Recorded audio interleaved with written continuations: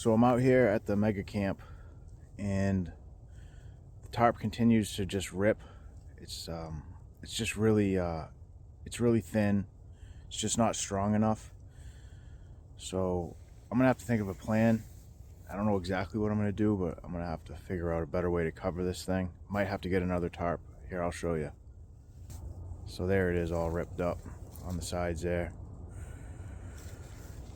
Some of the other stuff held up pretty good. In the front here, I do like having the tarp out on the side. Ripped on some of those places over there. But it's still covering, it's still secure. So today, I'm gonna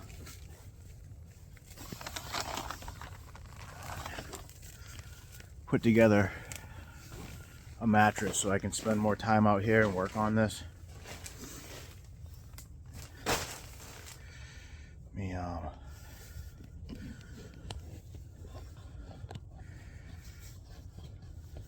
get this thing set up. So there's the bag right there. That's where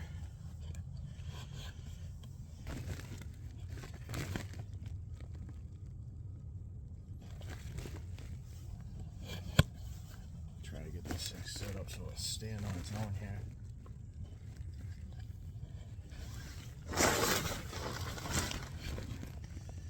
There we go. That's about as good as it's gonna get. So this is an air mattress.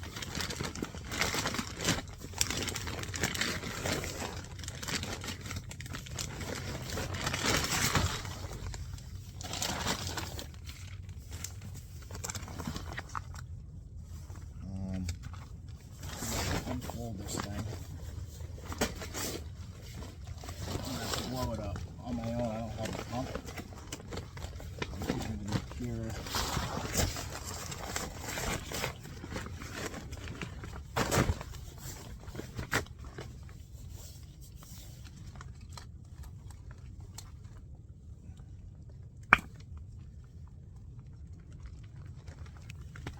Human power.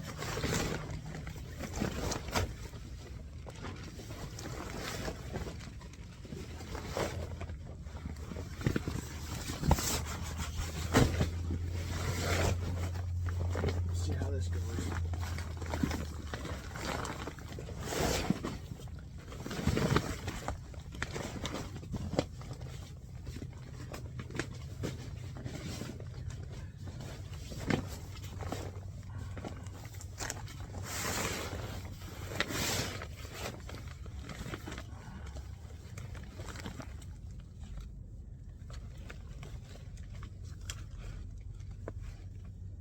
Is like inset here, so it's not even going to be easy.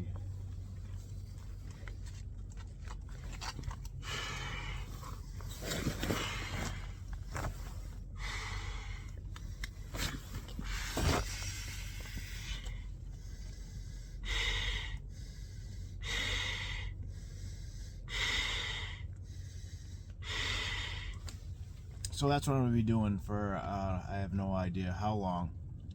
But what I'll do is, when I'm done, I'll show you when it's finished. So there she is, the blow-up mattress. It took me about like 45 minutes to blow it up. And I took a lot of breaks. It wasn't that bad, so it can be done. They say you should use a pump. I didn't have one, so I had to do what I had to do. I've been thinking, I'm not too concerned about the tarp right now. You know, it's really just there to protect the tent from moisture. And I can always, as long as it's not going anywhere, I don't think it is, it's tied down in a lot of places, but this little main line that I put up, it's getting loose, so I'm going to tighten that. Let me see if I can do it holding this camera. Maybe like a New Year's resolution for me should be to quit vaping. I gotta climb in things and walk around. Alright, so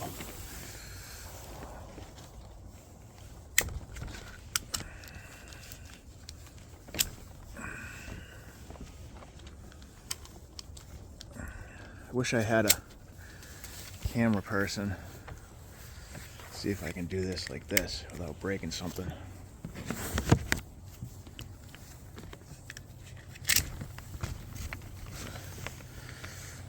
I wonder if I can bite this camera.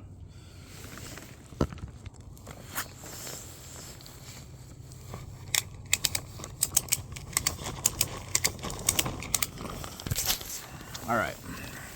Yeah, so things are going to loosen up over time. I'm going to tighten that up.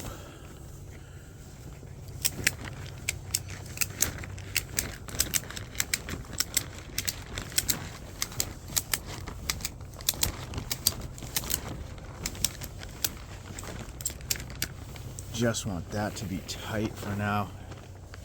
Might loosen up over time. I like the little backyard area here, which I will clean up and just kind of make like a sitting spot. I don't know what I'm gonna do with this, but I'll start spending more time here and working on the area. Maybe I could use it as a place to invite other homeless folks. Maybe give them free recovery coaching, drug and alcohol conversations about why we should not use or abuse drugs and alcohol. I don't know. So this tree here is my little bonsai, and what I'm going to do with that is I have a little saw. As you can see, it's only able to absorb so much nutrients because of its position, how it has fallen down. So I'm going to cut some of the dead stuff off of it, which will open up a little area over here for me. And I'm going to trim out a little bit here, maybe do a little bit of work before I head out to lunch. And I'm just going to keep working on stuff. Go get my saw.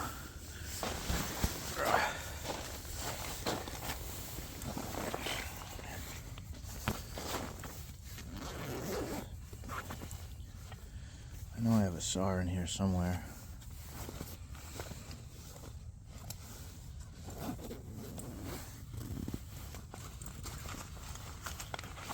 There it is.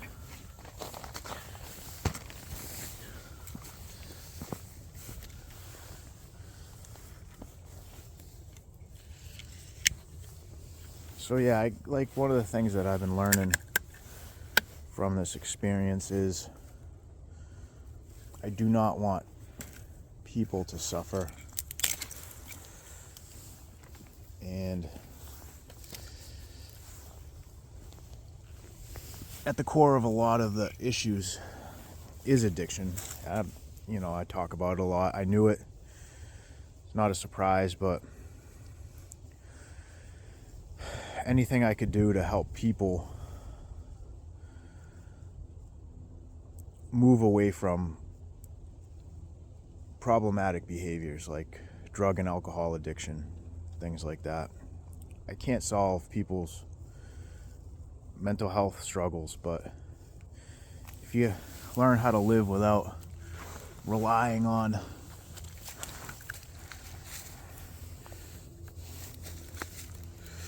drugs and alcohol, then their lives will be that much better.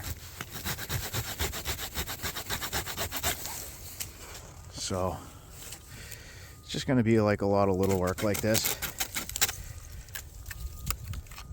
What's alive, what's dead, that's alive, that was dead. That's alive, that's dead.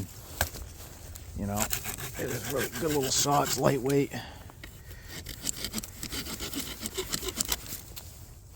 I don't know what it is, but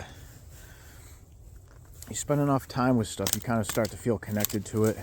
I'm not killing the tree. I would never do such a thing. I'm helping it thrive because it's my neighbor. Some dead stuff. It wants the dead stuff gone. I want the tree to be healthy. So just like with us, somebody that's struggling with an addiction or something,